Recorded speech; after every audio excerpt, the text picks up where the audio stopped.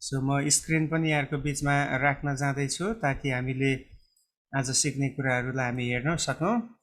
यहाँहरूलाई याद भइसकेको छ, हामीले मोटामोटी गएको समयमा हामीले 11औं शताब्दीसम्मका कुराहरू मण्डली इतिहासमा हेरिसकेका छौँ। आजदेखि हामी 12औं शताब्दीदेखि अगाडिका कुराहरू हामी हेर्नेछौँ। अनि म विश्वास गर्छु जसै हामी अगाडि बढ्दछौँ धेरै कुराहरू हामीले जानकारी पाउनेछौँ जसले हामीलाई हाम्रो आत्मिक जीवनमा पनि त्यसले फाइदा पुर्याउनेछ। सो आज हाम्रो 13औं भाग छ है, बाइबल जुन यो स्टडीमा हामीले चर्च हिस्ट्रीलाई सुरु गरेको 13औं भाग छ। 13औं भागमा यहाँहरूलाई स्वागत छ। अनि आजदेखि हामीले हेर्ने समय चाहिँ मण्डलीको युगलाई भनिन्छ द गोल्डन एज है, एउटा सुनौलो युग अथवा मण्डली चाहिँ एकदमै शक्तिशाली भएर महान भएर संसारमा अगाडि बढेको युगलाई हामी यो गोल्डन युग अथवा मण्डली महान भएको युग भनेर चिन्छ। त्यो चाहिँ 11औंदेखि 14औं शताब्दी, 11औंदेखि अब 11औं शताब्दीको सुरुवातसम्मका हामीले समेटेको छ। अब हामी यसलाई 12औं शताब्दी पनि भन्न सक्छौँ, तर 11औं शताब्दीदेखि 14औं शताब्दी यसलाई यो समयकाललाई लिएको छ। अनि महान भन्ने शब्द जब हामी सुन्छौँ अथवा गोल्डन एज भन्छौँ, हामी बाइबलमा पनि धेरैवटा युगहरू हामी देख्छौँ जहाँ चाहिँ एकदमै सुनौलो युग आएको हामी देख्छौँ। जस्तै उदाहरणको लागि राजा सोलोमन अनि राजा दाउद राजा र सोलोमन राजाको समयलाई चाहिँ सुनौलो युग भनिन्छ इतिहासमा, बाइबलीय इतिहासमा, पुरानो नियममा। किनभने उनीहरूको समयमा देशमा शान्ति थियो, देशले उन्नति हासिल गरेको थियो है, आर्थिक क्षेत्रमा, भौतिक क्षेत्रमा, अनि आफ्नो सीमाहरू बढाउन पाएको थियो। अरू देशहरूसँग एकदमै राम्रो एउटा हार्मोनी थियो इजरायल देशको। अनि एकदमै देशले चाहिँ उन्नति प्राप्त गरेको समय त्यो समय थियो। अनि त्यसको साथसाथै जब हामी फेरि पछाडि अब सोलोमन पछिको समय हेर्छौँ, फेरि अब भत्ताभुङ्ग भएको छ, त्यो युग चाहिँ फेरि एकदमै तहस नहस भएको छ। किन भन्दाखेरि त्यहाँ चाहिँ फेरि देश दुई भागमा विभाजित हुने बित्तिकै मूर्ति पूजाहरू बढ्न थाले, व्यभिचार जस्ता पापहरू बढ्न थाले, जसले गर्दाखेरि मण्डलीलाई फेरि कमजोर बनाउन थाल्यो। त्यसकारण हरेक इतिहासमा पनि जब हामी चर्च हिस्ट्रीको कुरा गर्छौँ, अन्धकारको युग थियो 6औंदेखि 11औं शताब्दीमा, किनभने हामीले देख्यौँ मुस्लिम धर्म त्यहाँ बढेर गयो।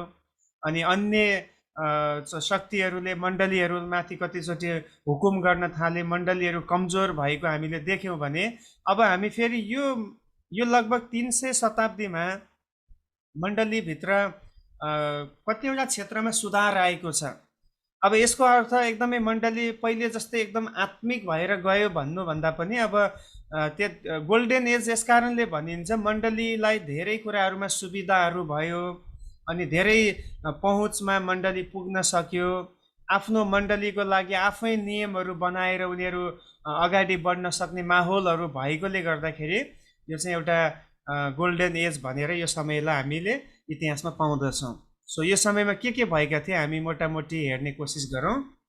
मण्डलीको सुनौलो युग, यस युगमा भनाइ गर्थे 11औंदेखि 14औं शताब्दीमा मण्डली अत्यन्तै महान बन्यो है, मण्डली एकदमै बलियो बन्यो। संसारका राजा तथा सम्राटहरू माथि समेत मण्डलीले अधिकार गर्ने एक बलियो सङ्गठनको रूपमा मण्डली स्थापना भयो। हेर्नुहोस् त, यो एउटा विशेष कुरा हामी देख्छौँ। अब पहिले चाहिँ संसारको राजाहरूले, सम्राटहरूले नै चर्चहरूमाथि अधिकार जमाउँथे, चर्चहरूमा नियमहरू लागू गर्थे, कुन बेला कुन छुट्टी दिनुपर्ने सरकारले गर्थ्यो भने अब यो समयमा यो युगमा चाहिँ चर्चले नै, इभन चर्चभित्र भएको सिस्टमले नै देशलाई सञ्चालन गर्ने, देशमाथि त्यहाँनिर हुकुम गर्ने कुराहरू आएको हामी देख्दछौँ। अनि पोपहरूको नेतृत्वमा मण्डलीको प्रशासन चल्दथ्यो। अब त्यो बेलामा पेन्टिकोस्टल अथवा प्रोटेस्टेन्ट अनि अरू कुनै त्यस्तो सम्प्रदाय थिएन, एउटै कुरा थियो। अब एउटै क्रिस्चियनिटी थियो, त्यसलाई हामीले क्याथोलिक पनि केही भन्दैनथे। त्यो चाहिँ पछि अब छुट्टिसकेपछि क्याथोलिक, प्रोटेस्टेन्ट यो सबै नामाकरणहरू गरिएको, पहिला एउटै क्रिस्चियनिटी थियो। अनि त्यो क्रिस्चियनिटीमा चाहिँ अब स्वत पोप चाहिँ बन्ने चलनहरू, त्यो प्रथा चाहिँ भएको हामीले गएको समयमा हेर्दै आएका थियौँ। होइन, पोप हुने कुराहरू चाहिँ अब लगभग 6औं शताब्दीदेखि नै सुरु भएको हामी पाउँछौँ। अनि यसरी पोपहरूलाई अझै अधिकारहरू उनीहरूले अझै बढी पाउन थाले। उनीहरूलाई एक किसिमले ठुलो शक्तिहरू उनीहरूले पाउन थाले, ताकि उनीहरूले राजाहरूलाई पनि उनीहरूले नियुक्त गर्ने, उनीहरूलाई मन परेन भने राजाहरूलाई पनि त्यो नेतृत्व वर्गबाट हटाउने कुराहरू उनीहरूसँग अधिकार त्यतिसम्म उनीहरूलाई दिएको थियो। अनि यो युगमा मण्डली अत्यन्तै धनी सङ्गठनको रूपमा चिनिन्थ्यो। हेर्नुहोस्, अर्को मण्डली महान भएको भनेको यो पनि हो। पहिला धेरै कुराहरू मण्डलीहरूले गुमाएका थिए, उनीहरूसँग भएको खोसिएको थियो, लुटिएको थियो। तर परमेश्वरले के गर्नुभयो, यो समयमा आदर गर्नुभयो मण्डलीलाई, विश्वासी जनहरूलाई, मण्डलीको सबै त्यो एडमिनिस्ट्रेसन चलाउनको निम्ति अब सरकारबाट उनीहरूलाई सपोर्ट मिल्न सुरु भयो। किन सरकार नै उनीहरूबाट चल्न थालेको कारणले उनीहरूसँग पैसाको कमी भएन। जति पनि ठुला ठुला बिल्डिङहरू छ, होइन, एकदमै भौतिक संरचनाहरू त्यो समयमा बन्न सुरु भए। अनि धेरै उनीहरूले मिसनको लक्ष्यहरू राखेर ठाउँ ठाउँमा अब हस्पिटलहरू बनाउने जस्ता कुराहरू, अनि धेरै गरिब दुखीहरूलाई सेवा पुर्याउनको निम्ति मण्डलीहरू त्यो बेलामा लागि परेको छ। अब यसलाई हामीले मण्डली धनी भयो भन्ने बित्तिकै यसलाई हामीले ठुलो पापको रूपमा लिन मिल्दैन, किन परमेश्वरले त्यो एउटा अनुभवमा पुर्याउनु भयो। तर अब जब उनीहरू त्यो कुरामा बढ्न थाले, उनीहरूले केवल धन सम्पत्तिलाई, आर्थिक क्षेत्रलाई मात्रै उनीहरूले बढी जोड दिएर आत्मिक क्षेत्रमा चाहिँ उनीहरू अलिकति खस्किएकोले गर्दा उनीहरू त्यति प्रभुले खोज्नु भएको जस्तो त्यो पक्का, होइन, एउटा आत्मिक क्षेत्रमा पक्का विश्वासी हुन सकेनन्। तर अरू क्षेत्रमा चाहिँ चर्च माथि ग्रो गरेको छ, बढेको हामी देख्छौँ। आत्मिक क्षेत्रमा चाहिँ कमजोर नै भयो, तर आर्थिक क्षेत्रमा, भौतिक क्षेत्रमा, अधिकारको क्षेत्रमा, सांसारिक कुराहरूमा उनीहरूले हक जमाउने कुराहरूमा चाहिँ निकै माथि गएको हामी पाउँछौँ। तर बाइबलले हामीलाई के कुरामा फोकस हुनको लागि बताउँछ, हेर्नुहोस् त। यो पद हामी पढौँ, प्रकाश 3 अध्यायको 17 अनि 18 पदमा जब हामी पढ्छौँ, त्यसले चाहिँ त्यहाँ चाहिँ लाउडिकियाको मण्डलीलाई प्रभुले एउटा सन्देश दिनुभएको छ। त्यो सन्देशमा येशूले के भन्नुहुन्छ, हेर्नुहोस् त। म धनी छु र मसित धन सम्पत्ति छ। म धनी छु। हेर्नुहोस्, लाउडिकियाको मण्डलीको सोच के थियो? आई एम रिच, होइन, म चाहिँ एकदम धनी छु र मसँग सबै कुरा प्रशस्त छ। अनि त्यसपछि मलाई केही कुराको खाँचो छैन, मलाई केही कुराको खाँचो छैन भनेर तिमी भन्छौ। यो चाहिँ लाउडिकियाको मण्डलीको सोच। अब लाउडिकियाको मण्डली भन्नाले केवल त्यो एउटा पर्टिकुलर त्यो मण्डलीको कुरा मात्र होइन, त्यसले आजको मण्डलीहरूलाई पनि त्यसले समेटेको छ। आज पनि धेरै चर्चहरूको घमण्ड यही हो, हामीसँग सबै कुरा छ, हाम्रो ठुलो बिल्डिङ छ, हाम्रो सबै सिस्टम छ, हाम्रो धेरै ठुलो विश्वासीको झुन्ड छ, हामी धेरै ठुला ठुला अगुवाहरू छौँ, नाम चलेकाहरू छौँ, हामीसँग प्रशस्त पैसा छ, हामीसँग प्रपर्टी छ भनेर यो कुराहरूलाई मात्र धेरैचोटि जोड दिने चर्चेसहरू पनि आज कमी छैन। त्यसले चाहिँ लाउडिकियाको मण्डलीलाई देखाउँछ, किन लाउडिकियाको मण्डली त्यही भन्छ, म धनी छु र मलाई केही कुराको खाँचो छैन। तर येशूले के भन्नुहुन्छ उनीहरूलाई, हेर्नुहोस् तल, तर तिमीलाई थाहै छैन कि तिमी दुखी। हेर्नुहोस्, तर तिमीलाई थाहै छैन, तिमी त दुखी, दयनीय। तिमी दयनीय। दयनीय भनेको के हो? दयनीय अवस्था भनेको चाहिँ एउटा व्यक्ति जब कमजोर हुन्छ, केही सिप लाग्दैन, सबै कुरामा ऊ चाहिँ कमजोर भएर एकदमै दुर्बल भएको अवस्था हुन्छ। त्यति बेला अलिकति ठुलो मान्छेले आउँदाखेरि उसलाई दया गर्छ अनि दया देखाउँछ, ओहो यो यसको अवस्था कस्तो दयनीय छ भनेको जस्तो भन्छ। त्यस्तै सांसारिक नजरमा मण्डली एकदमै, होइन, अब एकदमै सुनौलो युगमा छ, तर आत्मिक नजरमा, परमेश्वरीय दृष्टिकोणमा चाहिँ मण्डली कस्तो छ अरे? दुखित छ, दयनीय छ, हाय भन्ने खालको अवस्था छ। अनि दरिद्र भनेको के हो? दरिद्र भनेको गरिब, आत्मिक रूपमा दरिद्र। अनि अन्धा र नाङ्गा छौ। हेर्नुहोस्, यस्ता यस्ता कुराहरूको यहाँनिर दोष प्रभुले त्यहाँ लाउँदै हुनुहुन्छ। अनि अझै तल, यसकारण धनी हुनलाई आगोले खारेको सुन र आफ्नो नग्नताको शरमा ढाक्नलाई अँ, सेतो वस्त्र र तिमीले देख्न सक भनी तिम्रा आँखामा लगाउनलाई मलहम यी सबै मबाट किन्ने म तिमीलाई सल्लाह दिन्छु। आमेन। हेर्नुहोस्, यसुले भन्नुहुन्छ, तिमी आफ्नो नजरमा त धनी छौ होला, तिमी आफ्नो नजरमा ठुलो पनि छौ होला, बलियो पनि छौ होला, तर मेरो नजरमा तिमी अहिले पनि कस्तो छौ? तिमी दुखी छौ, दयनीय छौ, दरिद्र छौ, अन्धा छौ। भनेको अर्थ तिमीले देख्न सकेको छैन, नाङ्गो छौ। हेर्नुहोस्, परमेश्वरले हेर्दाखेरि आत्मिक वस्त्रलाई हेर्नु हुँदो रहेछ। त्यसो भए होइन, हामीले लगाएको वस्त्रले हामीलाई ढाक्दैन, त्यो त मान्छेले हामीलाई देख्ने वस्त्र मात्रै हो। परमेश्वरले हामीलाई हेर्दाखेरि हामी कतिको त्यो पवित्रताले, धार्मिकताले हामी ढाकिएका छौँ। अब लाउडिकियाको मण्डली जस्तै हो यो समयको मण्डली पनि, सबै कुरामा एकदमै जोरदार अगाडि बढ्यो, तर आत्मिक क्षेत्रमा उनीहरू कमजोर भए। त्यसमा येशूले भन्नुहुन्छ, तिमीले के गर्नु? धनी हुनलाई आगोले खारेको सुन र आफ्नो नग्नताको शर्म ढाक्नलाई सेतो वस्त्र र तिमीले देख्न सक भने तिम्रो आँखामा लाउनलाई मलहम, यी सबै मबाट किन्ने म तिमीलाई सल्लाह दिन्छु। हालेलुया। प्रभुले भन्दै हुनुहुन्छ, तिमी नाङ्गो छौ, केही फरक पर्दैन, तर तिमीले मबाट ढाकिनुपर्छ। तिमी अहिले अन्धो छौ, केही फरक पर्दैन, तर तिमीले आफ्नो आँखालाई देख्न सक्ने गर्नलाई मबाट तिमीले मलम किन्नुपर्छ। तिमी जे पनि तिम्रो जीवनमा तिमीले हासिल गर्नुपर्छ, त्यो मबाट प्राप्त गर भनेर प्रभुले भन्दै हुनुहुन्छ है। सो यो मण्डलीको तपाईँ यो युगको मण्डली पनि तपाईँ यही सोच्नुहोस्, लाउडिकियाको मण्डली जस्तै सबै कुरा छ, तर परमेश्वरको दृष्टिकोणमा गरिब र दुर्बल छ। एडी 1073मा पोप ग्रेगरी 7औंले मण्डलीलाई संसारमा चिनाउन ठुलो योगदान पुर्याएको छन्। अब त्यो बेलामा कतिवटा पोपहरूले राम्रा राम्रा कामहरू गरेको हामी देख्छौँ। अब पोप सिस्टम अलरेडी सुरु भइसकेको थियो है, अनि पोप सिस्टम अगाडि बढ्दै थियो। अनि त्यो पोप सिस्टम अगाडि बढेकोले गर्दाखेरि अब धेरै जस्ता पोपहरूले चाहिँ धेरै नराम्रा विकृतिहरू ल्याएको छ। आफैलाई एक किसिमले परमेश्वर जस्तै बनाएर उनीहरू त्यो स्थान ओगटेको छ भने केही पोपहरू छन् जोहरूले अत्यन्तै उत्तम रीतिले कामहरू गरेको छ। हामी हेर्नेछौँ केही 2-3 जना पोपहरूको बारेमा जोहरूले असल कामहरू, असल योगदान पुर्याएको छ।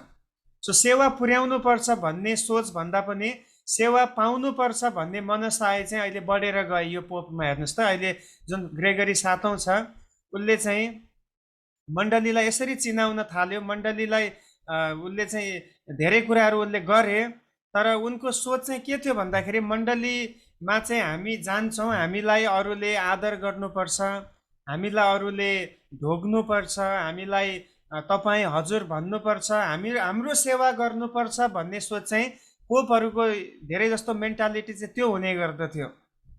उनीहरूले सेवा पुर्याउनुपर्छ, सेवा गर्नुपर्छ भन्ने सोचहरू उनीहरूले बिर्से। अब हामीलाई थाहा छ, अहिले हामी अब गुड फ्राइडेको नजिकै छौँ। येशूले के गर्नुभयो आफ्नो 12 जना चेलाहरूको? उहाँले आफ्नो 12 जना चेलाहरूको गोडा धुनुभयो। अनि येशूले एउटा उत्तम कुरा के बोल्नुहुन्छ भन्दाखेरि, हामी चाहिँ यस पृथ्वीमा सेवा पाउनको लागि होइन, तर सेवा गर्नको निम्ति हामी बोलाइएका हौँ। We are called to serve, we are not called to be served है। हामी सेवा प्राप्त गर्नलाई बोलाइएका होइनौँ, तर सेवा पुर्याउनको निम्ति बोलाइएका हौँ। अनि त्यही कुरा येशूले सिकाउनु भयो र येशूले आफ्नो जीवनबाट पनि उहाँले त्यसलाई देखाउनु भयो, प्र्याक्टिकल्ली उहाँले गर्नुभयो। तर यहाँ चाहिँ पोपहरूको सोच चाहिँ के थियो भने, हाम्रो गोडा धोइनुपर्छ, हाम्रो अगाडि झुक्नुपर्छ। पोपको एउटा डन्डा हुन्थ्यो, त्यो डन्डालाई गएर दण्डवत गर्नु पर्थ्यो। उसलाई त्यो पोपको जुन एउटा अधिकारको डन्डा थियो, त्यो डन्डालाई उनीहरूले चुम्बन गर्नु पर्थ्यो मानिसहरूले भेट्न जाँदाखेरि।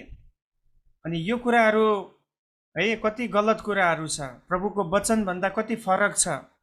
मण्डली महान त बन्यो, तर हेर्नुहोस् यस्ता यस्ता कुराहरूमा जुन स्वभाव, ख्रिस्टको स्वभावलाई झल्काउनु पर्ने कुराहरूमा मण्डली अत्यन्तै दुर्बल भएको हामी देख्दछौँ। यसरी मण्डलीको प्रशासनिक क्षेत्रमा सुधार भए तापनि आत्मिक र बाइबलीय क्षेत्रमा चाहिँ हुन सकेन। केवल प्रशासनिक क्षेत्रमा मात्रै भयो, एडमिनिस्ट्रेसन चाहिँ बलियो भयो मण्डलीको, होइन। तर केमा सुधार भएन? आत्मिक क्षेत्रमा पनि भएन, अनि बाइबलीय सिद्धान्तमा पनि उनीहरू बलियो भएर सुधार भएर अगाडि बढ्न सकेनन्।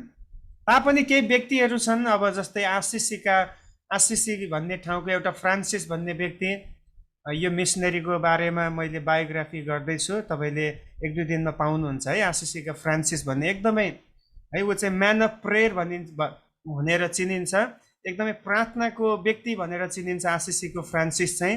अनि डोमिनिक भन्ने छ, बर्नार्ड भन्ने छ, यस्ता व्यक्तिहरूले फेरि यस्तो माहौलमा पनि येशूले जस्तै अरूहरूलाई एकदमै 100% उनीहरूले सेवा पुर्याएर सबै सांसारिक कुराहरूबाट अलग भएर यिनीहरूले जीवन बिताएको छ। तपाईँले यी व्यक्तिहरूको बारेमा गुगलहरूमा पाउनुहुन्छ। यस्ता व्यक्तिहरू छन् जोहरूले आफ्नो जीवनै सुम्पिएको छ है। अब बाइबलमा हामी यी व्यक्तिहरूको बारेमा पाउँदैनौँ, तर यस्ता व्यक्तिहरू जसले पावलले जस्तै, अरू चेलाहरूले जस्तै एकदमै भरपुर मात्रामा उनीहरूले आत्मिक क्षेत्रमा सेवा पुर्याएको हामी पाउँदछौँ। अब यस्ता व्यक्तिहरूले अहिले पनि असल र नैतिक जीवन जिउन सकिन्छ भनेर आफ्नो जीवनबाट यिनीहरूले देखाएको छ। अनि आज पनि तपाईँको र मेरो लागि चुनौती चाहिँ यही छ। हामी कतिचोटि भन्ने गर्छौँ, अब त एकदमै स्वार्थताले भरिएको संसार छ है, हामी कसैलाई सेवा पुर्याउन सक्दैनौँ, कसरी सेवा पुर्याउने भन्ने हुन्छ। जतिसुकै संसार पापले भरिए पनि तपाईँ र म पछाडि हट्नुहुन्न। हामीले आफूले सक्ने जति आफ्नो जीवनमा हामीले पाएको जुन एउटा क्षमता छ त्यो अनुसार हामीले सेवा पुर्याउन कोसिस गरि नै रहनुपर्छ। यतातिर यस्तो सिस्टम बढेर जाँदा पनि केही व्यक्तिहरू छन् जोहरूले सम्पूर्ण रीतिले उनीहरूले प्रभुको सेवा गरेको अनि एउटा उत्तम नमुना उनीहरूको जीवनद्वारा देखाएको हामी पाउँदछौँ। सो हामी अझै अगाडि बढौँ। अब यो समयमा नेतृत्व वर्गमा केही सुधारहरू आएको छ है, केही विशेष गरी लिडरसिपमा चाहिँ केही इम्प्रुभमेन्ट भएको हामी पाउँछौँ। अब इम्प्रुभमेन्ट भनेको के इम्प्रुभमेन्ट छ भन्दाखेरि 11औँ शताब्दीमा मण्डलीको विभाजन पश्चात पश्चिमी क्षेत्रका मण्डलीहरूमा जागृतिको लहर आयो। अब हामीले गएको हप्ता हेऱ्यौँ 1054 एडी, तपाईँले याद गर्नु भएको छैन? 1054मा के भएको थियो? मण्डली 2 हिस्सामा विभाजित भयो, एउटा पूर्वीय मण्डली, अर्को पश्चिमी मण्डली भयो। पश्चिमी मण्डलीहरूमा चाहिँ पोपले सबै कुरा चलाउन थाल्यो भने पूर्वीय मण्डलीहरूमा चाहिँ सम्राटले, राजाहरूले नै चलाउन थाले। पश्चिमी मण्डलीहरूमा चाहिँ ल्याटिन भाषामा बाइबल पढिन्थ्यो भने यता पूर्वीय मण्डलीहरूमा चाहिँ ग्रिक भाषा चल्न थाल्यो। सो अहिले हामीले यहाँ फोकस गरेको पूर्वीय मण्डलीहरूलाई त्यति हामी हेर्दैनौँ, तर पश्चिमी मण्डलीहरूलाई हेर्दैछौँ। त्यहाँ चाहिँ अब यो विभाजनपछि केही क्षेत्रमा सुधार आयो। अब सुधार चाहिँ के को विषयमा आयो भन्दाखेरि लिडरसिपमा आयो। पश्चिमी भूभागका मण्डलीहरूमा धेरै बाइबल विद्वानहरू र लेखकहरूको पनि उदय भएको छ। अब जति पनि ठुला बाइबल कमेन्ट्रीहरू लेख्ने, बाइबल को टिप्पणीहरू लेख्ने धेरै जस्तो चाहिँ पश्चिमी मुलुकहरूबाट नै उदय भएको हामी पाउँछौँ। इभन बाइबललाई धेरैवटा भाषामा ट्रान्सलेसन गर्ने अनि धेरै मिसनेरिजहरू खडा भएको ठाउँ चाहिँ पश्चिमबाट हो होइन। अब जति पनि हामी हेर्छौँ इङ्ल्यान्ड सबैभन्दा वान अफ द है एकदमै ठुलो कन्ट्री हो जहाँबाट चाहिँ धेरै मिसनेरिजहरू खडा भएको छन्। अनि बौद्धिक र शिक्षाको क्षेत्रमा पनि विकास भयो। अब जति पनि स्कुलहरू, शिक्षाका कुराहरू छन्, यो सबै पश्चिमी क्षेत्रबाट बढी फैलिएको हामी पाउँछौँ। र साथसाथै कला र मानवीय पारस्परिक सम्बन्धको पनि विकास भएको हामी पाउँदछौँ। सो यो तपाईँले देख्नुहुन्छ पश्चिमी क्षेत्रमा चाहिँ यस्ता कुराहरूमा मण्डलीहरू अगाडि थिए। उनीहरू चाहिँ विशेष गरी अब धेरै लेखकहरू परमेश्वरको वचन लेख्ने कुराहरू, बाइबललाई अनुवाद गर्ने, बाइबललाई व्याख्या गर्ने कुराहरू है, अनि धेरै शिक्षाको क्षेत्रहरूलाई लिएर धेरै आफ्ना कलाहरूलाई देखाउने कुराहरूमा उनीहरू अगाडि भएको हामी देख्छौँ। 10औँ शताब्दीमा फ्रान्सको क्लनी भन्ने ठाउँ, क्लनीमा स्थापित साधु आश्रमले पनि यो समयमा मण्डलीलाई पतनको अवस्थादेखि उकास्नलाई प्रयास गरेको हामी पाउँछौँ। जुन एउटा फ्रान्सको क्लनी भन्ने एउटा ठाउँ छ, त्यहाँ चाहिँ एउटा आश्रम थियो। अब त्यो आश्रम फेरि तपाईँले याद गर्नुपर्छ 4औं शताब्दीमा के सुरु भएको थियो? साधु प्रथा सुरु भएको थियो होइन। मानिसहरूले अब त्यहाँ जुन प्रकारको विकृतिहरू आउन थाले त्यो भएपछि उनीहरूले आत्मिकतालाई जोगाउनको निम्ति उनीहरू चाहिँ एक किसिमले साधु बनेर सन्त बनेर जिउने जुन एउटा एउटा प्रथा सुरु भएको थियो, त्यो चाहिँ केही हद मात्रासम्ममा अहिलेसम्म पनि यो समयमा पनि त्यो चाहिँ लगातार भएको हामी देख्छौँ। त्यसको असर चाहिँ हामी परेको देख्छौँ कि हामीले जुन साधु भेष धारण गरेर परमेश्वरको इच्छा अनुसार हामी विवाह नगरिकन पैसा रुपियाँबाट आफूलाई अलग राखेर सांसारिक कुराबाट अलग भयो भने परमेश्वरको राज्य अझै बढ्छ भनेर लागि पर्ने समूहहरू अहिले पनि थिए। अनि त्यस्तै फ्रान्सको क्लनीमा पनि यो आश्रम थियो र त्यसले पनि निकै ठुलो योगदान पुर्याएको छ। मण्डलीहरूलाई, विशेष गरी पश्चिमी भेगका मण्डलीहरूलाई पतन हुनदेखि, उनीहरूलाई आत्मिक क्षेत्रमा ह्रास आउनदेखि उनीहरूलाई जोगाउनको निम्ति निकै उनीहरूले प्रयास गरेको हामी पाउँछौँ। मण्डलीभित्र पद र सेवा पैसामा किनबेच हुने गर्थ्यो यो समयमा। अब यदि कुनै व्यक्ति बिसप बन्नु पर्यो भने बोलावटको कुरै छैन, त्यहाँनिर प्रभुले बोलाएको कुरालाई कुनै सरोकार हुँदैन थियो। कसले बढी पैसा दिन सक्छ? पैसा कसलाई दिने? पोपलाई दिने, किन पोपको अधिकार छ। पोपले जसलाई नियुक्त गरे त्यो नियुक्त हुन्छ, जसलाई उसले हटाए ऊ हट्छ। इभन राजाहरूलाई समेत हटाउन सक्ने, नियुक्त गर्न सक्ने अधिकार पोपले पाइसकेको थियो। अनि पैसामा यस्तो कुराहरू हुने गर्थ्यो। बिसप, आर्च बिसप तथा पोपको निम्ति राजा र सम्राटलाई पैसा दिने गरिन्थ्यो। अब पोपलाई पनि गर्नु पर्यो भने ठुला ठुला मेन सम्राटहरूलाई त्यहाँ पैसाहरू दिएर उनीहरूलाई किन्ने बेच्ने कामहरू गरिन्थ्यो। हेर्नुहोस्, यस्तो विकृति आइसकेको थियो मण्डलीभित्र। वास्तवमा प्रभुको सेवा गर्नको निम्ति चाहिँ यो चाहिँ बोलावटमा हुने कुरा हो। परमेश्वरले दिएको एउटा कलिङमा यो कुरा हुनुपर्ने हो। जब हामी बाइबलमा हेर्छौँ त्यही कुरा हामी देख्छौँ। अब मानिलिनुहोस् पैसामा उसले त्यो पद त किन्यो, बिसप भयो पैसा दिएर, अब उसले कसरी सेवा गर्छ त्यहाँनिर? होइन, हामी एउटा यहाँ पद पढौँ। यहाँ येशूले के भन्नुहुन्छ? सेवा गर्ने व्यक्तिले कसरी सेवा पुर्याउनु पर्छ भनेर यहाँनिर येशूले भन्नुभएको छ। पहिलो पत्रुस 5 अध्यायको 1 देखि 4 पदसम्म हामी पढौँ। एकदमै उत्तम नमुना येशूले यहाँ ल्याउनु भएको छ। हेर्नुहोस् त, ख्रीष्टका कष्टको साक्षी र प्रकट हुने महिमाको सहभागी भएको नाताले र एक सङ्घी एल्डरको हैसियतले तिनीहरू मध्येका एल्डरहरूलाई म आग्रह गर्दछु, तिनीहरूको देखरेखमा राखिएको परमेश्वरका बगालको हेरचाह गर। अब यो आग्रह चाहिँ सेवा गर्नलाई जिम्मेवारी पाएको व्यक्तिहरूको कुरा है। एल्डर भनेपछि अब हामीले बुझौँ, कति ठाउँमा एल्डर भनेपछि पास्टरलाई पनि त्यही शब्द चलाइएको छ, बिसपको लागि पनि त्यही शब्द चलाइएको हुन्छ। एल्डर भनेको त सेवा गर्ने व्यक्तिलाई यहाँनिर आग्रह गरिएको छ कि तिमीहरूको देखरेखमा राखिएका परमेश्वरको बगालको हेरचाह गर। अनि करले होइन तर स्वेच्छाले, धनको लोभले होइन तर उत्साह साथ। अनि त्यसपछि तिमीहरूको जिम्मामा रहेकाहरूमाथि अधिकार जमाएर होइन तर बगालको निम्ति उदाहरण भएर। एकदमै कमै मात्रामा पाइन्छ है आजभोलि यस्तो अगुवाहरू।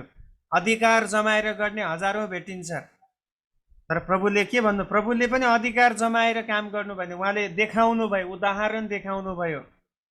अब मानिलिनुहोस् यी व्यक्तिहरू सेवामा त आए पैसा तिरेर, पैसाले त्यो पदलाई, त्यो कुर्सीलाई त किने। अब यिनीहरूले यहाँ भनेअनुसार कसरी सेवा गर्न सक्छ? किनभने यिनीहरूको मनसाय चाहिँ छुट्टै छ। यिनीहरू चाहिँ त्यो पदको लागि मात्रै उनीहरू लागि परेको छन्। उनीहरूले कहाँ त्यहाँनिर एउटा गोठालोले भेडालाई वास्ता गर्ने कुराहरू त्यहाँ हुन पाउँछ र? त्यहाँनिर धनको लोभ उनीहरूमा आउने गर्छ। किन पैसा खर्च गरेको छ, त्यो पैसा त उठाउनु पर्यो नि भनेर उनीहरू लागि पर्छन्।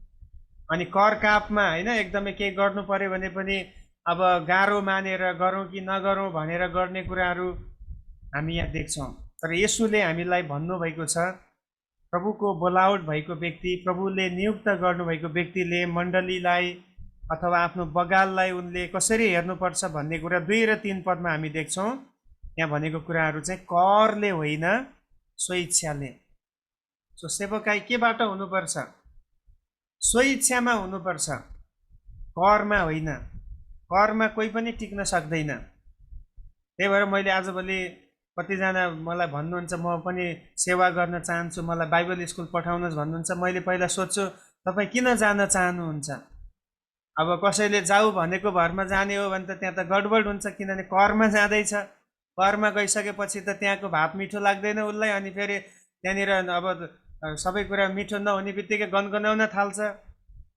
तर यदि आफ्नो स्वेच्छाले एउटा व्यक्ति बाइबल स्कुल गयो भने जस्तो सुकै कठिनाइ आए पनि ऊ खुसी साथ त्यसलाई स्वीकार गर्न तयार हुन्छ।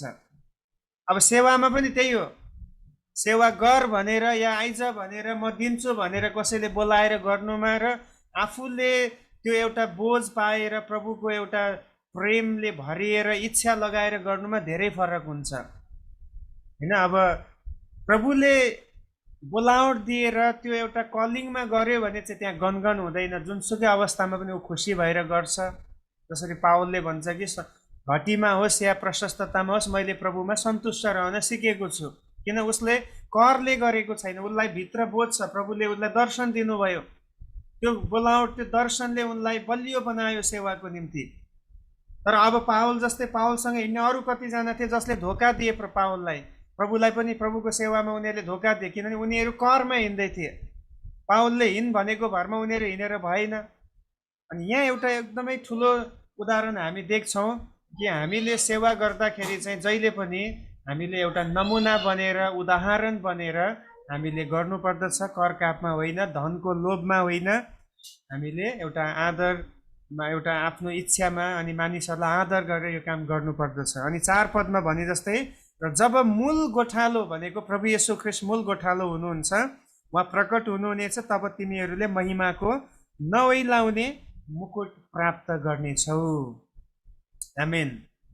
प्रभुले मुकुट दिनुहुन्छ कसलाई? यो सेवा यस्तो प्रकारले सेवा गर्नेहरूलाई है। सेवा गर्ने सबैले मुकुट पाउँदैन, तर यो सोचमा यो बाइबलीय तरिकामा सेवा गर्नेहरूले मात्रै मुकुट पाउँदै रहेछ।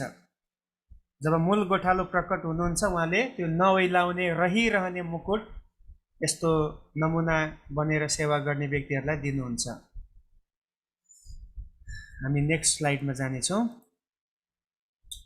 अब पोपहरूमा ले नै कतिवटा कुरामा सुधार गरेको हामी देख्छौँ। अब हामी त्यो केही सुधार गर्ने पोपहरूको बारेमा हेरौँ। मण्डलीभित्र सुधार आउनको लागि आधिकारिक व्यक्तिहरूमा नै पहिले सुधार आउन आवश्यक थियो। हेर्नुहोस् है, यो कुरा याद गर्नुहोस् है। यदि मण्डलीभित्र केही सुधार आउनुपर्छ भने या आउन चाहने हो भने चाहिँ पहिला चाहिँ मण्डलीको नेतृत्व गर्ने व्यक्तिहरूमा सुधार आउनुपर्छ। मुख्य व्यक्तिहरू नै सुध्रिएन भने तल कसरी सुधार आउँछ होइन? यदि देशमा सुधार आउने भने पहिला कहाँ आउनु पर्यो? प्रधानमन्त्रीमा आउनु पर्यो, मन्त्रीहरूमा आउनु पर्यो होइन, राष्ट्रपतिमा आउनु पर्यो, तब त जनतामा पनि त्यो सुधार आउँछ। सो मण्डलीमा सुधार आउनु अगाडि पहिला मण्डलीलाई चलाउने व्यक्तिहरू सुध्रिनु पर्यो, उनीहरूको नियत सही हुनु पर्यो, उनीहरूले साँच्चै नै परमेश्वरको भय मानेर परमेश्वरको सेवालाई एउटा गम्भीरताको साथमा लिएर गर्नु पर्यो, अनि मात्रै त्यो आउँछ। अनि यो पोपहरू चाहिँ विशेष गरी 3 जना पोपहरूले मण्डलीमा सुधार ल्याउनलाई खेलेको भूमिकालाई हामी आजको पाठमा हामी संक्षिप्त रूपमा अध्ययन गर्नेछौँ। 3 जना पोपहरू जसले मण्डली इतिहासमा केही भूमिकाहरू उनीहरूले निभाएको छ, जसले केही क्षेत्रमा सुधार ल्याएको छ। तर फेरि याद गर्नुहोस्, उनीहरूले त्यस्तो आत्मिक क्षेत्रमा ठुलो जागृति ल्याएको होइन, तर मण्डलीलाई माथि उचाल्नको लागि चाहिँ उनीहरूले सुधारको काम गरेको हामी पाउँदछौँ। हामी नेक्स्टमा अब हेर्दै जाउँ है त। अब पहिलो पोप छ पोप हिल्डेब्रान्ड भन्ने। पोप हिल्डेब्रान्ड है, यहाँ तपाईँले देख्नुहुन्छ। उसले सेवा पुर्याएको समय चाहिँ 1073 देखि 1085 सम्म रहेछ। भनेपछि उनले मेन यो समयमा उनले निकै प्रभाव पारेर काम गरेको। अब उनको आयु त निकै लामो थियो, तर उनले एकदमै चर्चित भएर एकदमै हस्तक्षेप गरेर उनले काम गरेको चाहिँ यति समय हो, 73 देखि 85। मण्डली सुधार गर्ने पोपहरूमा मुख्य यिनी नै हुन्, यिनी हिल्डेब्रान्ड भन्ने पोप। रोमी मण्डलीहरूले प्रेरित पत्रुसलाई विशेष रूपमा लिन्थे र उनको सिंहासन रोममा स्थापित गरिएको थियो भनेर उनीहरूले मान्थे। अब यो हामीले बुझ्नुपर्छ, जति पनि पोपहरू बनेको छ अहिले पनि उनीहरूको सोच के छ भने पोपहरू चाहिँ पत्रुसको उत्तराधिकारीहरू हो भनेर मानिलिन्छ। क्याथोलिक विचारमा चाहिँ जति पनि पोपहरू छ पोपहरू चाहिँ क्याथोलिकहरूले मान्ने उनीहरूको विचारमा चाहिँ पत्रुसको पिँढीहरू हो है, पत्रुसको जेनेरेसन्सहरू हो भनेर उनीहरूले लिँदै आएको छ।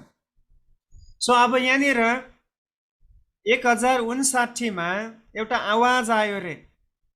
त्यो आवाज चाहिँ के आयो भन्दाखेरि हिल्डेब्रान्ड सन्त पत्रुस हिल्डेब्रान्डलाई छान्छन्।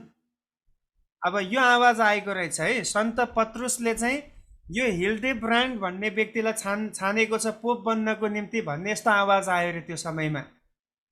अनि यो आवाज आएकोले गर्दाखेरि उनी पोप चुनिएका छन् र उनलाई पत्रुसको उत्तराधिकारी मान्दथे है। अब तपाईँले बुझ्न सक्नुहुन्छ।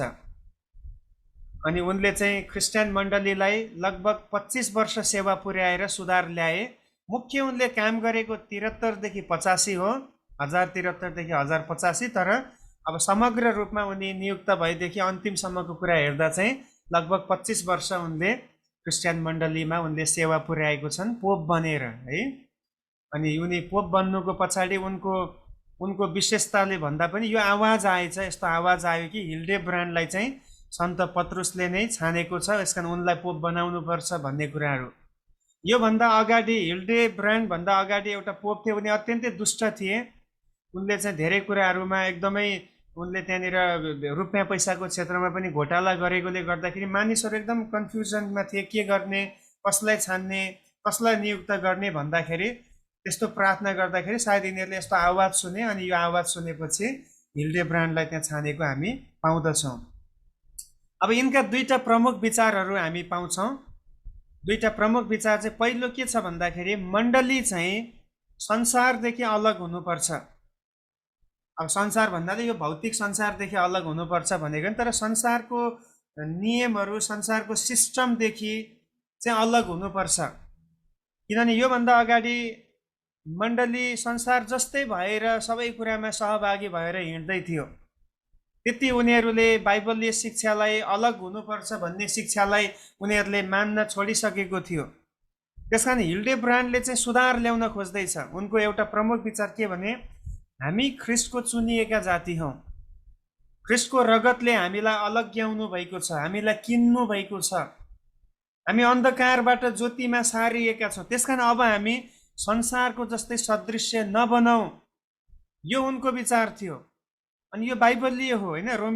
रोमीको पत्र हामी पढौँ, एउटा पद अहिले पढौँ। यहाँनिर मैले त्यो पद लेखेको छैन तर हामी पढौँ। रोमी 12 अध्यायमा त्यहाँ पावलले यही कुरा त भनेको छैन, हेर्नुहोस् त। 12 अध्यायको 2 पदमा हामी पढौँ। त्यहाँनिर पावलले के भन्दैछन्? यो संसारको ढाँचामा नचल, यो संसारको ढाँचामा नचल, तर आफ्नो मनमा नयाँ भई पूर्ण रूपले परिवर्तन हो। आफ्नो मनमा नयाँ भई पूर्ण रूपले परिवर्तित हो र परमेश्वरको असल ग्रहणयोग्य र सिद्ध इच्छा के हो त्यो तिमीहरूले जाँच्न सक। हेर्नुहोस्, बाइबलले त यही भन्छ, संसार जस्तै हुन हामी बोलाइएका होइनौँ, संसारभन्दा फरक भएर जिउन बोलाइएका हौँ। हामी संसारमा छौँ तर संसारका होइनौँ। त्यसकारण हामी संसारका होइनौँ भने जुन देशको त्यस्तो लाइफस्टाइल हामीले यो संसारमा हुँदाखेरि हामीले बनाउन सक्नु पर्यो। सो हिल्डेब्रान्डले त्यही भन्दैछ कि हामी चाहिँ संसारसँग मिसिनु हुँदैन। संसारसँग मिसिने व्यक्तिहरूले प्रभुलाई प्रसन्न तुल्याउन सक्दैन, न त प्रभुको काम यस संसारमा प्रभावकारी रूपमा गर्न सक्छ। अझै पावलले कोरिन्थीको पत्रमा त यही पनि भनेको छ है, अब संसारसँग हाम्रो केही समानता छैन। जसरी उज्यालो र अँध्यारोको बिचमा समानता छैन, पाप र धर्मको बिचमा समानता छैन, ख्रिस्ट र बेलियालको बिचमा समानता छैन, त्यस्तै हो हामी पनि संसारदेखि अलग हुनुपर्छ, हाम्रो सोच विचारहरू अलग हुनुपर्छ भनेर उनले त्यहाँ पनि भनेको छ। सो पहिलो उनको विचार यही हो कि मण्डली संसारदेखि अलग हुनुपर्छ। र दोस्रो चाहिँ मण्डलीले नै पोप र बिसपहरू छान्नु पर्दछ या छान्न पाउनु पर्दछ। योभन्दा अगाडिसम्म चाहिँ सरकारले छान्ने गर्थ्यो। अघि नै हामीले हेऱ्यौँ नि, पैसा दिएर राजाले सम्राटले पोपहरू नियुक्त गर्ने, अनि त्यहाँ पनि इलेक्सनहरू हुने गर्थ्यो, कसलाई छान्ने नछान्ने भनेर भोटहरू हाल्ने कुराहरू हुन्थ्यो। बिसपहरू नियुक्त गर्दाखेरि पनि त्यसरी नै संसारको शासकहरूले छान्थे, जसले बाइबलै बुझेको छैन उनीहरूले मण्डलीको निम्ति अगुवाहरू नियुक्त गर्थे। अनि हिल्डेब्रान्डले भने कि त्यो हुनुहुन्न, मण्डलीभित्रको अगुवाहरू नियुक्त गर्ने काम मण्डलीको हो। मण्डलीले देखेको हुनुपर्छ त्यो व्यक्तिलाई, मण्डलीले अनुभव गरेको हुनुपर्छ त्यो व्यक्ति, मण्डलीसँग परिचित हुनुपर्छ, अनि मण्डलीले पचाउने हुनुपर्छ कि यसले साँच्चै नै हामीलाई सेवा पुर्याउँछ भन्ने लागेपछि मण्डलीले नियुक्त गर्ने। वास्तवमा त्यो बाइबलीय नियम पनि हो।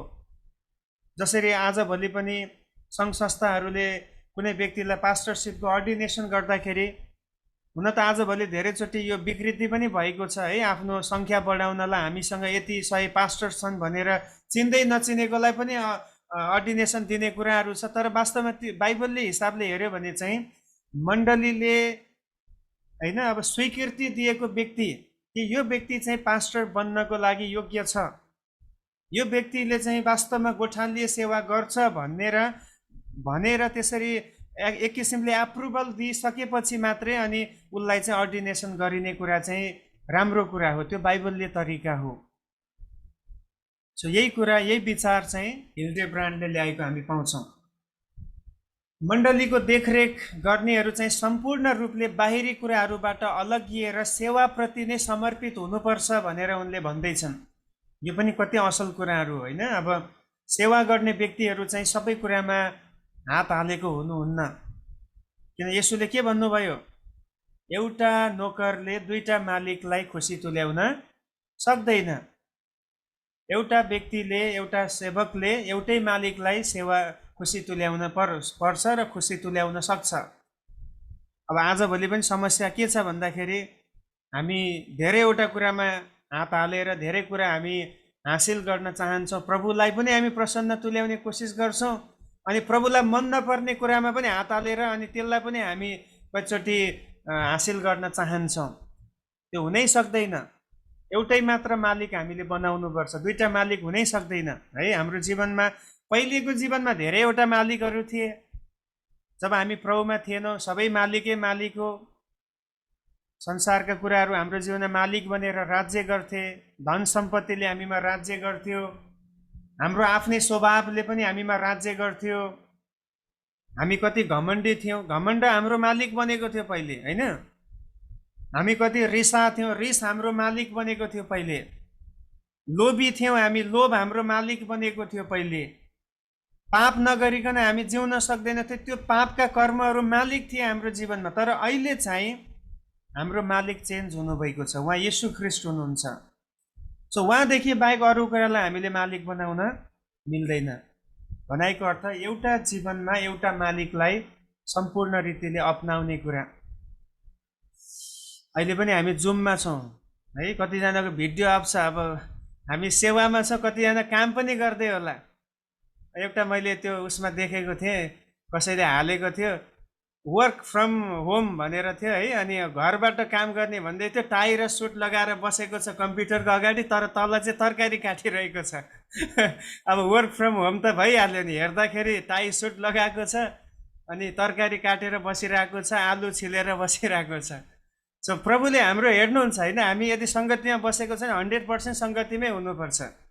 म काम पनि गर्छु अनि सुन्छु पनि भन्यो भने अलिक सुहाउँदैन, त्यसले प्रभुलाई महिमा दिँदैन है। हाम्रो 100% एटेन्सन परमेश्वर चाहनुहुन्छ। फेरि मैले सबै भिडियो अफ भएको जति चाहिँ के अरे काममै हुनुहुन्छ भन्न खोजेँ, तर धेरै जस्तो मैले त्यो मलाई थाहा छ, किनभने भइहाल्छ नि, जुममा सुने भइगयो नि, अरू त मेरो आफ्नो काम छँदैछ त्यो गरेर बस्छु भन्ने पनि कतिचोटि हुने गर्छ। सो उनले यही कुरा भन्दैछ कि सम्पूर्ण रीतिले प्रभुको सेवामा समर्पित भएको हुनुपर्दछ। अनि मण्डली संसारदेखि अलग हुने मात्र होइन, तर संसारमाथि सर्वमान्य पनि हुनुपर्छ। हेर्नुहोस् है, अर्को पोइन्ट पनि आउँदैछ यहाँ। हिल्डेब्रान्डले के भन्दैछ, मण्डली चाहिँ संसारमाथि पनि अब अधिकार राख्ने हुनुपर्छ। अनि यो एकदम बिब्लिकल हो, किन प्रभुले हामीलाई के भन्नुभयो, तिमीहरूलाई म संसारमा राख्छु र संसारमाथि तिमीहरूले अधिकार गर्नेछौ।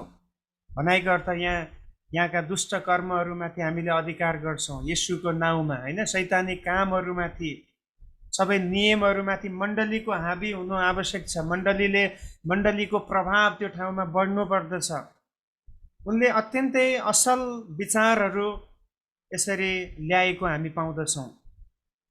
तर समस्या के भयो भने जब एउटा व्यक्तिले चलिरहेको सिस्टमलाई बदल्न खोज्छ उसले ठुलो मूल्य चुकाउनुपर्छ। त्यो यथावत छ, पहिलेदेखि नै छ, अहिले पनि छ। यदि चलिरहेको ट्रेन जुन बसालिएको छ त्योभन्दा फरक विचार ल्याउने बित्तिकै अब त्यहाँ केही व्यक्ति त हुन्छन् उनीहरूले विरोध गर्न थालिहाल्छ, किन उनीहरूले भन्छ होइन यो त हाम्रो पहिलेदेखिको नियम हो, कहाँ यसलाई हटाउन मिल्छ, यो त हाम्रो सनातनको सिस्टम हो, यसलाई बदल्न मिल्दैन भन्ने पनि भए। सो धेरैले उनको विचारहरूको खण्डन गरे है, जसमा चाहिँ एउटा मुख्य राजा थिए, जर्मनीका राजा हेनरी चौथो भन्ने थिए। उनले के गरे भन्दाखेरि यो हिल्डेब्रान्डलाई देशबाटै निकाला गरिदिए।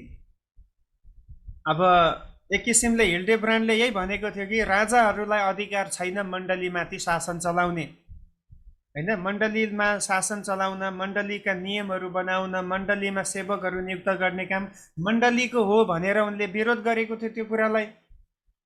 अब यहाँनिर जर्मनको राजाले हेनरीले चाहिँ त्यो कुरालाई खण्डन गर्यो। उनले आफ्नो सेनाहरू पनि नियुक्त गरे अनि एक हिसाबले हिल्डेब्रान्डलाई मार्न खोजिएको थियो, तर कता कता उनी बचे। अन्तिममा उनलाई देश निकाला गरिएर अपराधी घोषणा गरिएको छ। सो असल काम गर्ने व्यक्तिहरूलाई संसारमा जहिले पनि सतावट आएकै छ, किन बाइबलले त्यही भन्छ, दोस्रो तिमोथी 3:12, होइन, यदि तिमी ख्रिस्टमा भक्ति साथ जीवन यापन गर्न चाहन्छौ भने तिमीलाई सतावट नै हुनेछ। सो हिल्डेब्रान्डले असल काम गर्न खोज्यो, गलत विकृतिहरूलाई हटाउन खोज्यो, तर अन्तिममा उसलाई नै देश निकाला गरिदियो राजाले है। त्यसकारण पोप हिल्डेब्रान्ड एकदमै नाम चर्चित एउटा पोप हो जसले मण्डलीको क्षेत्रमा सुधार ल्याउने कोसिस गरेको हामी पाउँदछौँ। म अलिक छिटो छिटो जाँदैछु है, समय हाम्रो निकै अगाडि बढ्दैछ। नेक्स्ट अर्को पोप छ, उनले पनि निकै ठुलो काम मण्डली इतिहासमा गरेको छ। पोप इनोसेन्ट तृतीय, थर्ड है। अब यो तृतीय भनेपछि तेस्रो भनेर बुझौँ, पहिलो अर्कै थियो, दोस्रो अर्कै थियो, तृतीय भयो यो चाहिँ। अब यहाँ हामीले बुझ्नुपर्ने कुरा यहाँनिर पोप सिस्टम कस्तो बन्दै थियो भन्दाखेरि अब जसरी राजाको छोरा राजा बन्छ, होइन, राजाको छोरा चाहिँ राजकुमार राजा बन्छ राजापछि, त्यस्तै मण्डलीहरूमा पनि के सिस्टम बनिसकेको थियो भने अघि मैले भने बोलाउटको कुराहरू त्यहाँ मतलब हुँदैन थियो। त्यहाँनिर कुनै व्यक्तिलाई परमेश्वरले विशेष रीतिले चलाउन खोज्यो भने पनि उसलाई मण्डलीले ठाउँ दिँदैन थियो। त्यहाँ चाहिँ अटोमेटिकल्ली अब जो पहिले पोप थियो उसको छोरा फेरि पोप बन्ने, फेरि उसको समयपछि उसको छोरा पोप बन्ने, यसरी चाहिँ यो प्रथा अगाडि बढ्दै थियो। अनि यो कुरा पनि गलत हो बाइबलको हिसाबमा है। अब बाउ पास्टर भयो भन्दैमा छोरा पास्टर नै बन्नुपर्छ भन्ने नियम छैन बाइबलमा। अब पास्टरको छोरालाई पास्टरीय बोलाउट छ भने त प्रेज द लर्ड, प्रभुलाई स्तुति होस्, होइन, कति राम्रो कुरा हो, पास्टरको छोरा पनि पास्टर बन्दैछ। तर यो होइन कि पास्टर बाउ भएको कारणले अब छोरालाई पनि विशेष अधिकार हुनुपर्छ, ऊ पनि पास्टर बन्नुपर्छ भन्ने नियम बाइबलले सिकाउँदैन। त्यो हुने बित्तिकै मण्डली कमजोर हुन थाल्छ, किन छोराको बोलाउट अर्कै हुनसक्छ प्रभुले दिनुभएको। अनि अब बोलाउट नभइकन पास्टरको छोरा पास्टरै बन्नुपर्छ भन्न थाल्यो भने के गर्छ, उसले त राम्रोसँग बाउले जस्तो सेवा गर्न सक्दैन, किन उसको बोलाउटै त्यो होइन। सो जति पनि यो राजाहरू चुनिने सिस्टम छ, पोपहरू नियुक्त हुने कुराहरू छन्, बाउपछि छोरा, छोरापछि नाति, नातिपछि उसको जेनेरेसनले मात्रै त्यो ठाउँ पाउने भयो। अनि त्यो चाहिँ परमेश्वरले मन नपराउने कुरा। जब इस्रायल जातिले परमेश्वरसँग राजाको माग गरे, सामुएललाई भन्छन् हामीलाई राजा दिनुहोस्, परमेश्वर अत्यन्तै दुखित हुनुभयो। त्यहाँ किन परमेश्वर दुखित हुनुभयो, किनभने अब राजा आउने बित्तिकै उनीहरूले के गर्छन् भनेपछि अब राजाको छोरा राजा बन्छ, त्यो दुष्ट भए पनि राम्रो भए पनि उहिले शासन चलाउँछ, त्यहाँ परमेश्वरको अधिकारै नहुने भयो। अब परमेश्वरले अहिलेसम्म न्यायकर्ता नियुक्त गर्दै आउनु भएको थियो। राजा आउनुभन्दा पहिले परमेश्वरले न्यायकर्ताहरू खडा गर्नुहुन्थ्यो। अब न्यायकर्ताको छोरा न्यायकर्ता हुँदैन थियो, परमेश्वरले अलग अलग व्यक्तिहरूलाई न्यायकर्ता बनाउनुहुन्थ्यो। तर अब राजा एउटा बन्ने बित्तिकै मानिलिउँ हामी पहिलो राजा साउल बन्यो, अब स्वतः साउलको छोरा राजा बन्नतिर जान्छ, अनि त्यहाँ कति युद्ध भएको छ। दाउद र साउलको घरानामा अन्तिमसम्म युद्ध चल्यो। पछि दाउद राजा भयो।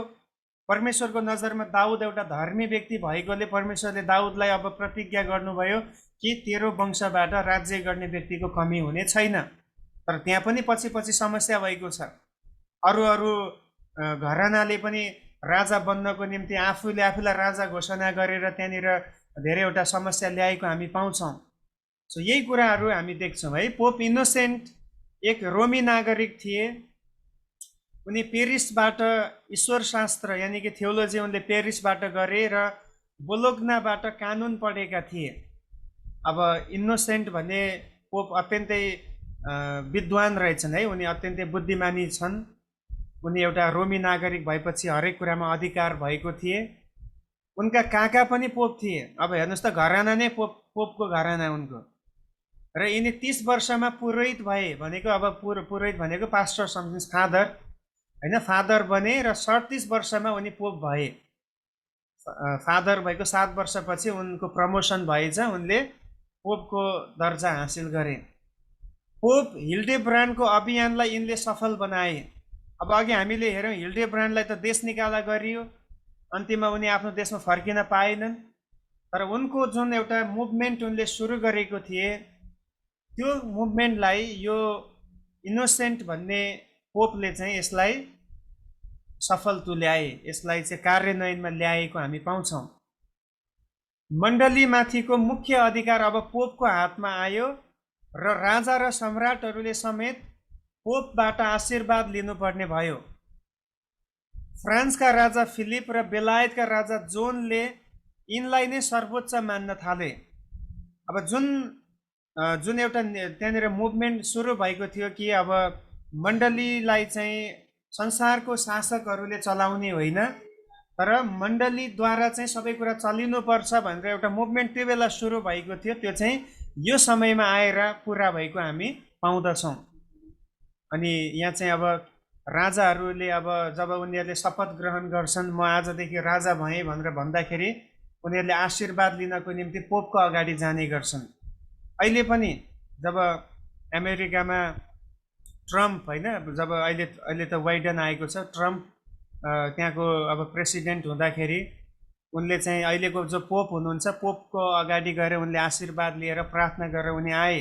त्यो नियम कहाँबाट लागू भयो भन्दाखेरि हामी यहीँबाट देख्छौँ है। मण्डलीलाई त्यो अधिकार हुनुपर्छ।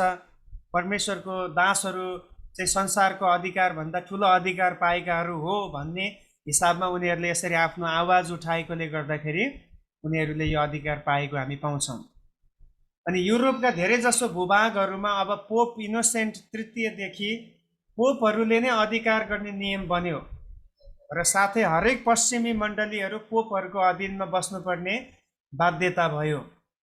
अब देख्नुभयो कसरी मण्डली माथि बढ्यो भन्ने कुराको व्याख्या हामी यहाँ हेर्दैछौँ होइन। मण्डली एकाएक अधिकार पाएको होइन, त्यसको लागि धेरै व्यक्तिहरूले आवाज उठाए, धेरै व्यक्तिहरूले आफ्नो अधिकारलाई उनीहरूले गुमाए, आफ्नो देश गुमाए, आफ्नो ठाउँ उनीहरूले छोड्नु पर्यो त्यसको लागि। तर अन्तमा यो समयमा आएर चाहिँ अब त्यो उनीहरूले हासिल गरेको हामी पाउँछौँ। यो पोपको समयदेखि चाहिँ अब सम्पूर्ण अधिकार चाहिँ पोपहरूमाथि नै आएको र मण्डलीहरूको हरेक कुराहरू चाहिँ अब पोपको अधीनमा हुने कुराहरू हामी देख्दछौँ है। पोप इनोसेन्टको समयमा यसरी लागू भयो। उनले सेवा पुर्याएको समय चाहिँ 1198 देखि 1216 सम्मको समय हामी पाउँदछौँ। नेक्स्ट तेस्रो पोपको बारेमा हामी हेरौँ। यो अन्तिम हुनेछ है आजको लागि, हाम्रो समय पनि सकियो। तेस्रो चाहिँ पोप बोनिफेस 8औं भन्ने छन्। पोप बोनिफेस 8औं चाहिँ अब उनको समय, उनले सेवा पुर्याएको समय चाहिँ 1294 देखि 1303 एडी सम्मको समय हो। बोनिफेसको घरानामा धेरै पोपहरू जन्मिसकेका थिए। अब अघि नै मैले यसको व्याख्या गरिसकेँ होइन। पोपको छोरा पोप नै बन्छ, अनि नाति पनि पोप, फेरि उसको नातिको पनि अब छोरा भएपछि त्यो पनि पोप। त्यसैले त उनी 8औंमा आइपुगे यहाँनिर हेर्नुहोस् त, 8औं। अनि त्यहाँ धेरैजना पोपहरू भइसकेको घराना। यिनी अत्यन्तै ज्ञानी र शिक्षित रूपमा चिनिन्थे र उनले केही विश्वविद्यालयहरू समेत स्थापना गरे। यो बोनिफेसले चाहिँ धेरै युनिभर्सिटीहरू विश्वविद्यालयहरूलाई स्थापित गरेका थिए है। उनी अत्यन्तै शिक्षाको क्षेत्रमा उनले निकै ठुलो लगानी र योगदान दिएको हामी पाउँछौँ। उनले केही राजाहरूसँग राम्रो सम्बन्ध चाहिँ बनाउन सकेनन्। अब विशेष गरी एडी 1296 आउँदाखेरि चाहिँ फ्रान्सका राजा फिलिप चौथोलाई मण्डलीबाट कर लिएको कारण सम्बन्धमा खटपट भयो। अब यो फ्रान्सको राजाले चाहिँ के गर्दो रहेछ भने मण्डलीबाट चाहिँ उसले ट्याक्सहरू उसो मतलब लिने गर्दो रहेछ। अब अलरेडी सबै अधिकार पोपहरूको हातमा छ, तर यहाँ चाहिँ राजाहरूले पनि अब मण्डलीबाट विशेष त्यहाँ उठेको भेटीहरू दशवंशहरूको त्यहाँ भएको मिसन भेटीहरूको पनि अब त्यहाँबाट पनि ट्याक्स माग्न थालेपछि यो पोपले चाहिँ विरोध गर्यो। त्यसको प्रभुको भवनमा आइसकेको पैसा किन अब तपाईँले माग्ने, किनभने यो त प्रभुको हो, प्रभुको सेवाको निम्ति आएको छ भनेर उनले विरोध गर्दाखेरि यो राजासँग यो पोपको निकै त्यहाँ सम्बन्धमा एकदम चिसोपन आउँछ र 1303 एडीमा सोही राजाले पोपलाई मार्नको निम्ति षड्यन्त्र पनि बनाउँछ। उनले अब यो पोपलाई खत्तम गर्नको निम्ति उनी एकदमै लागि परे, तर त्यो गाउँलेहरूले चाहिँ अब पोपलाई त्यो शत्रुहरूको हातबाट राजाको अब जुन षड्यन्त्र छ त्योबाट बचाएर अन्तमा उनलाई चाहिँ कुनै अर्को ठाउँमा उनलाई पठाइदिएको हुन्छ सुरक्षाको निम्ति र अन्तमा त्यो ठाउँमा भएको बेलामा 70 वर्षको उमेरमा उनले प्रभुमा विश्राम पाएको हामी पाउँछौँ। यसरी असल काम गर्दा गर्दै पनि अनि गलतको विरोध गर्दा गर्दै पनि उनले यसरी अन्तिममा राजाबाट निकै ठुलो सतावटको सामना गरेर अन्तिममा उनको यसरी मृत्यु भएको हामी पाउँदछौँ। अनि यो समयदेखि अब तपाईँले यहाँ तल देख्नुहुन्छ ग्रिनमा है, यो पोप बेनिफेस 8औँको मृत्युपछि अब पेप्सी भनेको चाहिँ पिउने पेप्सी होइन, तर पोप प्रधान हुने प्रथा है। अहिलेसम्म चाहिँ पोप नै मुख्य अधिकारमा बसेर जुन सबै कुरामा अधिकार गर्ने कुरा थियो त्यसको चाहिँ अब अन्त्य भएको छ। किनभने मानिसहरूमा चाहिँ फेरि राष्ट्रियताको भावना उम्रिरहेको थियो। होइन, हामीलाई राजा नै चाहिन्छ, हामीमाथि राजाले नै अधिकार गर्नुपर्छ, हामी पोपको अधीनमा बस्दैनौँ, पोपले देशलाई चलाउन मिल्दैन, राजा नै हुनुपर्छ भनेर राष्ट्रप्रतिको उनीहरूको भावना बढिरहेकोले गर्दा यो जुन पेप्सी भन्छ अथवा पोप प्रधान हुने प्रथा चाहिँ अब यहाँदेखि उनको समयदेखि यो अन्त भएको हामी पाउँदछौँ। सो मोटामोटी 11औँदेखि 14औँ शताब्दीको बिचमा भएका कुराहरू यही छ। मण्डली चाहिँ माथि बढेको छ, हरेक कुरामा अधिकार पाएर, शक्ति पाएर, धन सम्पत्तिमा बलियो भएर उनीहरू अगाडि बढे। तर कतिवटा विकृतिहरू पनि त्यसको साथसाथै आत्मिक क्षेत्रहरूमा चाहिँ आएको हामी देख्छौँ। तर पनि हामीले अब प्रभुलाई धन्यवाद दिनुपर्छ, परमेश्वरले उनीहरूलाई कमसेकम जुन अरूको अधीनमा बस्ने कुराहरूमा चाहिँ केही समयको लागि विजय दिनुभएको, छुटकारा गर्नुभएको एउटा आशिषको अनुभव उनीहरूले पाएकोमा प्रभुलाई त्यसको निम्ति पनि धन्यवाद भएको होस्। र आउनुहोस् हामी आजको क्लासलाई अहिले यतिमै राख्नेछौँ अनि हामी केही समय प्रार्थना गरौँ। आज हामीले सिकेको कुरा जस्तै एक दुईवटा मुख्य कुरा हामीले सिक्यौँ। जुन पोपहरूले जुन एउटा मुभमेन्ट सुरु गरे कि मण्डली चाहिँ संसारिक कुराहरूदेखि अलग हुनुपर्छ, पाप र अधर्मदेखि अन्धकारको कुराहरूदेखि चाहिँ मण्डली जोगिनुपर्छ भन्ने कुरा उनको पहिलो एजेन्डा थियो। अनि वास्तवमा आज तपाईँले र मैले पनि यो कुरालाई हाम्रो जीवनमा गम्भीर पूर्ण रूपमा हामीले लिनु खाँचो छ। हामी परमेश्वरको राज्य र संसारको राज्य दुवै एकैसाथ हामी त्यसमा जिउन सक्दैनौँ। परमेश्वरले हामीलाई माथिको राज्यको प्रतिज्ञा गर्नुभएको छ अनि माथिको राज्य पाएका व्यक्तिहरू, त्यो प्रतिज्ञा पाएका व्यक्तिहरूले आफूलाई सांसारिक कुराहरूबाट, प्रलोभनबाट जोगाउनु अत्यन्तै खाँचो छ। यदि हामी संसारिक कुराहरूबाट अलग भएनौँ भने संसारले जहिले पनि खिच्ने काम गर्छ होइन। संसारमा चाहिँ एउटा पृथ्वीमा चाहिँ एउटा म्याग्नेटिक पावर छ, एउटा चुम्बकीय शक्ति छ, माथि भएको कुरा जहिले पनि तल खस्छ। अब हामी चाहिँ माथिको निम्ति बोलाइएकाहरू हौँ, तर संसारले, पापले चाहिँ हामीलाई जहिले पनि खिच्न खोज्छ, हामीलाई यसै ठाउँमा होइन टसाएर राख्न खोज्छ। त्यसमा आज हामीले प्रार्थना गरौँ, प्रभु तपाईँले मलाई जुन अन्धकारबाट छुटाउनु भएको छ त्योबाट म अलग भएर एउटा पवित्रताको जीवनमा, धार्मिकताको जीवनमा म अगाडि बढ्न सकौँ। केही समय हामी प्रार्थना गरौँ। आज तपाईँको र मेरो नग्नता ढाक्नको निम्ति प्रभुले भन्नुहुन्छ, मबाट तैँले वस्त्र किन। आज तपाईँ र म कुन वस्त्रले ढाकिएका छौँ? हाम्रो जुन हामीलाई सजावट गर्ने वस्त्र चाहिँ सांसारिक वस्त्र नभएकोस् प्रियो। संसारको वस्त्रले हाम्रो आत्मिक कुरालाई ढाक्न सक्दैन। परमेश्वरको दृष्टिमा आज हामी नाङ्गा छौँ कि हामी कपडा लगाएको अवस्थामा छौँ? यो तपाईँको र मेरो लागि ठुलो च्यालेन्ज हो। जसरी लाउडिकियाको मण्डलले भन्थ्यो, हामीसँग धन छ, हामीसँग मान छ, इज्जत छ, हामीसँग सबै कुरा छ जो संसारमा छ, हामीलाई अरू केही कुराको खाँचो छैन भनेर उनीहरूले भन्थे। तर प्रभुले भन्नुभयो, तँलाई धेरै कुराको खाँचो छ, किनभने तँसँग हुनुपर्ने कुरा नै छैन। तँसँग हुनुपर्ने त्यो आत्मिकता छैन। त नाङ्गै छस्, न भोको छस्, त अन्धो छस्, त दुर्बल छस्, त दयनीय अवस्थामा छस्, त दरिद्र छस्। आज तपाईँ र म कस्तो अवस्थामा छौँ? हामी केवल सांसारिक कुराहरूमा मात्र बढ्नको निम्ति हामी यस संसारमा छैनौँ प्रियो, तर हामी आत्मिक कुरामा बढ्नको निम्ति छौँ। आज हाम्रो फोकस यही कुरामा हुन सकेको होस्। भले सांसारिक कुराहरूमा हामी तृप्त नहौँला, केही फरक पर्दैन। सांसारिक कुराले हामी कहिले तृप्त हुन पनि सक्दैनौँ। तर हामी आत्मिक कुराबाट तृप्त हुने कोसिस गरौँ, जुन माथिबाट आउँदछ। आज साँझको समयमा प्रभुले हामीलाई जुन जुन क्षेत्रमा बोलाउनु भएको छ, पहिलो पत्रुस 5 अध्यायमा जस्तै कि हामी स्वेच्छाको साथमा, खुसी साथमा, प्रभुको प्रेमद्वारा प्रेरित भएर हामी प्रभुको काम गर्दछौँ। जे पनि हामी गरौँ प्रभुको निम्ति, एक गिलास पानी मात्र हामी अरूलाई किन नपिलाउँ? हामी कुन सोचमा हामी त्यो काम गर्दछौँ, त्यसले माने राख्दछ प्रियो। आज तपाईँ र म अझै हामी भित्री समर्पणताबाट प्रभुको कामको निम्ति खडा हुन सकेका हौँ। हामीले गर्ने आराधना अझै भित्री अन्तस्करणबाट उम्रिन सकेको होस्।